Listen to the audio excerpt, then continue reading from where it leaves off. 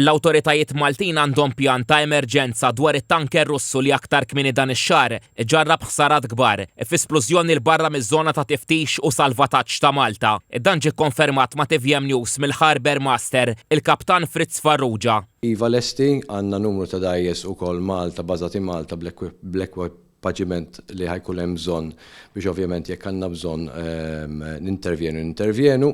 Mejnilu Transport Malta qabdet anki kumpanija barranija b'ħafna esperjenza dat tip ta' xogħol biex tgħinna biex niżviluppaw pjan. Bil-kurrent u r-riħ jidher li l-Arctic Metagats qed jersaq lejn il-qalba tal-Mediterran. TVM News staqsa lill-uffiċjal ta' Transport Malta fejn jinsab eżattament bħalissa t-tanker. Bħalissa l-vapur hija iktar minn 50 mil nautiku, kważi wasal fis-60 mil nautiku minn Malta.